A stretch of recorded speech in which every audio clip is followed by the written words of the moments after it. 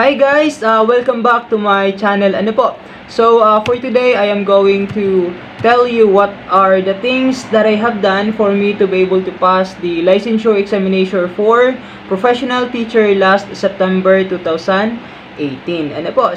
Let's start.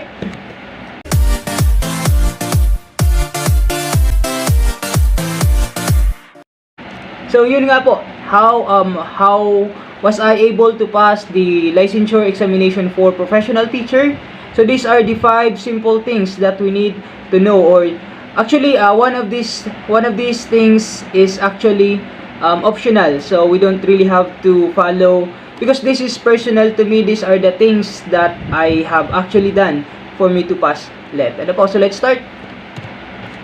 So the first one is finding the best way on how we are learning. So how do we learn? What is the best way for us? What works for us? So regarding this one, I want to point out Edgar Dale's cone of learning that says we learn 10% of what we read, 20% of what we hear, 30% of what we see, 50% of what we see and hear, 70% of what we say and write, and 90% of what we do. So as we all know, doing has the highest percentage of learning. So for us to learn, we should always do something. Or if it comes to the review materials, we can actually do some mnemonics. We can actually do some actions, body actions for us to recall, for us to easily learn things. Now, and also regarding this one, I will not discuss this to you one by one because it's very self-explanatory. So let's proceed to the next one. So we have here Multiple Intelligence by Howard Gardner. Ano nga po ba ito? So we have dyan verbal linguistic, they are the English majors. The logical mathematical, they are the mathematic majors. Ito pong musical and bodily kinesthetic, sila po yung mga PA majors natin. Kasi yung musical, they are good with music, and the bodily kinesthetic, they are good with the physical activities. And also, kasali pa pala itong special intelligence, kasi yung special intelligence, they are the artists, they are the painters, sila yung magagaling gumawa ng images. And the next one, the interpersonal intelligence. When we say interpersonal intelligence, they are the ones who are good with communicating with others, who are good with collaborating with others to come up with some great ideas, as compared with intrapersonal intelligence, who are good with self-reflection. So they learn best. Ito po, ang pagkakaiba po kasi ng interpersonal at saka ng intrapersonal is that when we say interpersonal, they learn best when they collaborate with others. However, itong intrapersonal intelligence, they learn best when they are with themselves only.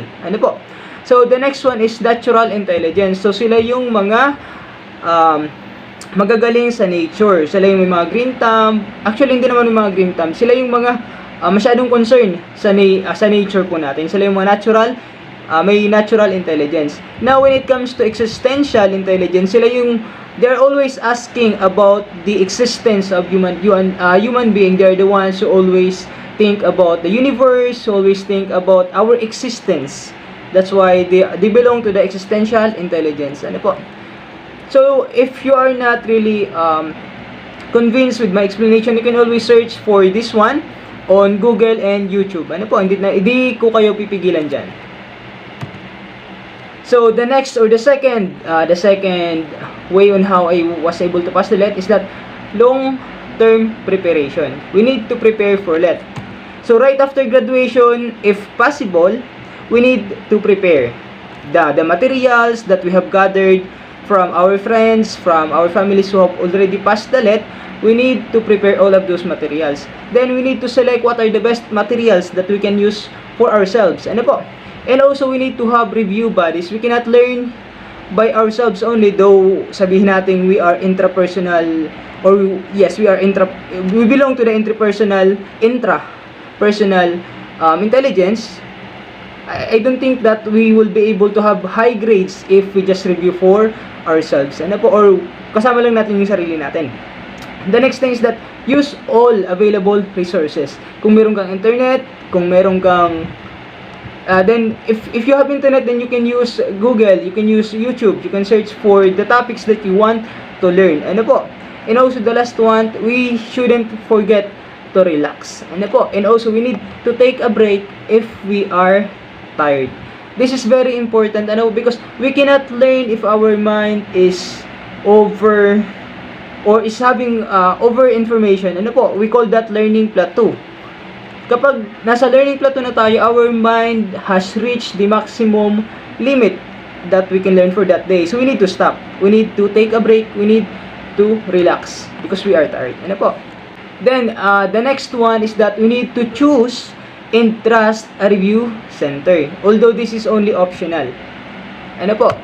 In my case, hindi ko sasabihin ko ano yung review center ko. However, I am a product of one of the best review center. Ano po? But, also, I'm also a product of my school. My school when I was in college, when I was in high school. Pero, malaking part po dun is the review center. Ano po? Now, the only difference in the learning, the only difference between having a review center or being part of a review center and also not having or not enrolling yourself into a review center is that the learning plans. Review centers have learning plans from the start of your review up until the end of your review. Ano po? The second one is that assessments. Now, when you enroll to a review center, the first test that you are going to take is the diagnostic test. Ano po? And the last one is the pre-board examination. So that's how good the learning plans of review centers are. Ano po? Now, when it comes to expense, of course, if you enroll yourself to a review center, you're going to expend some money. Ano po? So, it's quite expensive. However, the result is actually, look at me now. I am already a public school teacher. And it's all because of the things that I have done. Ano po? Although, sabi nga natin, this is only optional. Ano po? You are not required because, again, we need money. Ano po? Now, the fourth is that we need to aim to be a top-notcher. Ano po? Now, how does the let top-notchers able to be top-notchers? So, meaning to say, if they can be top-notchers, then you can be top-notcher. That's the only logic for this one. Now, in my case, though I am not able to be one of the top-notchers, however,